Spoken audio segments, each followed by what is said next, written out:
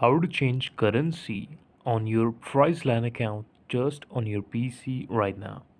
Hey guys, welcome back to the channel again, and in this video I'll be simply showing you the genuine steps for it, that how can you change your currency.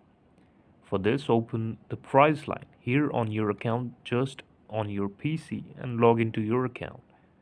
Now this is my home page to book hotels, flights, cars and etc.